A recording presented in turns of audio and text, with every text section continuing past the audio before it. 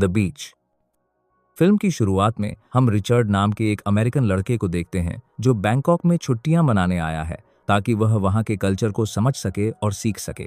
फिर जब रिचर्ड अपने कमरे में जाने लगता है तो उसके कमरे का लॉक नहीं खुल रहा होता है। तभी नैन्सी नाम की एक फ्रेंच लड़की वहां आती है जो रिचर्ड को दरवाजा खोलने में मदद करती है। जब रिचर्ड नैन्सी के साथ फ्लर्ट करने की कोशिश करता है तभी नैन्सी का बॉयफ्रेंड एटीएन वहां आ जाता है, जिसके साथ नैन्सी अपने कमरे में चली जाती है, जिसके बाद रिचर्ड भी अपने कमरे में आकर लेट जाता है। तभी कुछ देर बाद एक आदमी उसके कमरे की खिड़की से सिगरेट मांगता है। रिचर्ड कहता है, मेरे पास सिगरेट नहीं है। वह आदमी कहता है कि एक सीक्रेट आइलैंड है जहां नीले और साफ पानी वाले पहाड़ों से घिरा एक बीच है, लेकिन इस बीच के बारे में किसी को कुछ नहीं पता। लेकिन कुछ साल पहले कुछ लोग वहां गए थे जिनमें मैं भी शामिल था, लेकिन मेरे ड्रग्स एडिक्शन की वजह से इन लोगों ने मुझे निकाल दिया और वे अब भी वहीं रहते हैं। रिचर्ड को उस आदमी की बातों पर यकीन नहीं होता, लेकिन अगले दिन वह आदमी रिचर्ड के दरवाजे पर उस बीच की एक तस्वीर छोड़ जाता है। जब रिचर्ड उस आदमी के कमरे में जाता है तो रिचर्ड देखता है कि उस आदमी ने सुसाइड कर लिया है,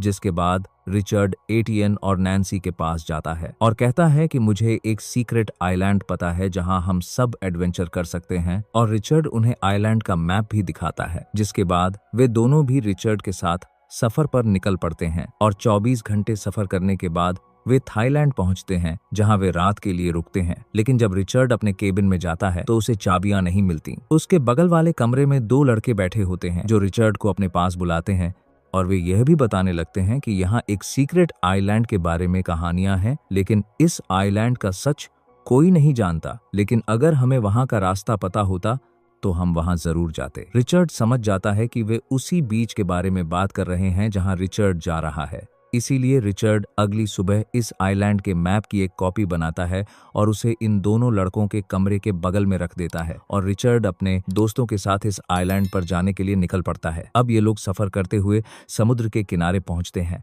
लेकिन वहां से आगे जाने के लिए कोई नाव नहीं थी, इसलिए ये लोग पानी में तैरना शुरू कर देते हैं। और कुछ देर बाद ये लोग इस आइलैंड पर पहुंचते हैं जहां जंगलों से गुजरते हुए वे एक ऐसी जगह पहुंचते हैं जहां अफीम की खेती होती है। और फिर रिचर्ड वहां एक आदमी को देखता है और उसके पास एक बंदूक भी होती है। रिचर्ड और उसके साथी खेतों में छिप जाते हैं और फिर वहां दूसरे आदमी आते हैं। वे भागने की कोशिश करते हुए वहां से भाग जाते हैं, लेकिन कुछ दूर जाने के बाद उनका रास्ता खत्म हो जाता है क्योंकि यहाँ एक बहुत बड़ा झरना है। और फिर ये तीनों कूदकर इस झरने में डूब जाते हैं। और फिर दूर से एक आदमी ताली बजाना शुरू कर देता है और कहता है कि मुझे यहाँ से निकलने में 1 घंटा लग गया।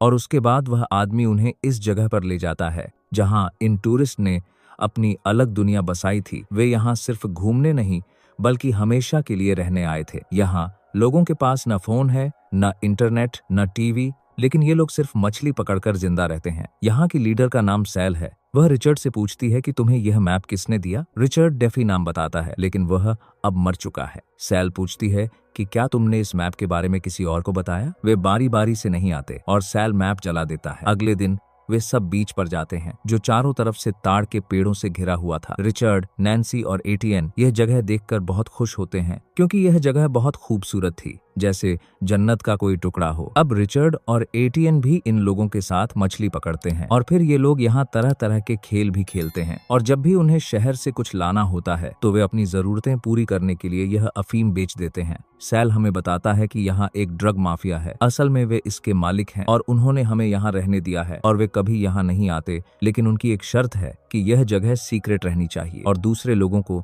इसके बारे में पता नहीं चलना चाहिए। इस बीच रिचर्ड नैन्सी को पसंद करने लगा है और नैन्सी को भी यह बात पता चल जाती है, इसीलिए वह भी उससे प्यार करने लगती है। और जब एटीएन को यह बात पता चलती है तो वह नैन्सी से ब्रेकअप कर लेता है। एक दिन यहाँ बारिश हो रही होती है और बारिश में मछली पकड़ना मुश्किल होता है, जिसके बाद रिचर्ड अकेला होता है और समुद्र में चला जाता है और रिचर्ड मछली के बच्चों का शिकार करता है और अब उनके पास जो भी चावल है वो सड़ जाता है। इसलिए रिचर्ड सैल के साथ सप्लाई लेने शहर जाता है और तभी उनकी मुलाकात 2 लड़कों से होती है जिन्हें रिचर्ड ने बीच का मैप बनाया था और अब वे भी वहां जाने की तैयारी कर रहे हैं। और जब सैल ये सुनती है तो रिचर्ड को इसे सीक्रेट रखने के लिए उसके साथ सोना पड़ता है, जिसके बाद अगले दिन ये लोग वापस आ जाते हैं। अब एक दिन बीच पर एक बड़ी शार्क आती है और 2 लोगों को मार देती है, जिसमें एक आदमी अभी भी तड़प रहा है, जिसके भागने से सब परेशान हो जाते हैं।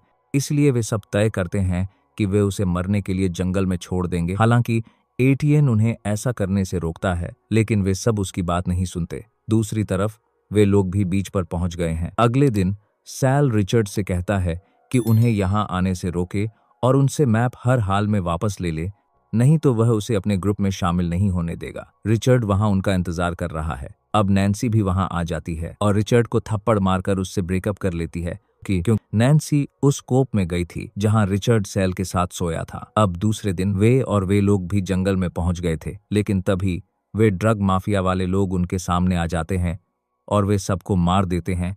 और यह देखकर रिचर्ड भागकर अपने लोगों के पास लौट जाता है और सबसे पहले वह नैन्सी और एटीएन को पूरी सच्चाई बताता है कि यह जगह अब उनके लिए सेफ नहीं है। और फिर ड्रग माफिया वाले लोग भी वहां आ जाते हैं और वे सभी को यह जगह अभी खाली करने का ऑर्डर देते हैं। जैस्पर सैल कहता है कि यह सब रिचर्ड की गलती की वजह से हुआ, क्योंकि उसी ने इस जगह का मैप सबके साथ शेयर किया था। और जब माफिया लीडर यह सुनता है तो वह सैल को एक बंदूक देता है और कहता है कि अगर तुम लोग यहीं रहना चाहते हो तो रिचर्ड को मार दो। जैस्पर सब लोग सैल को ऐसा करने से रोकते हैं, लेकिन सैल रिचर्ड को गोली मार देता है।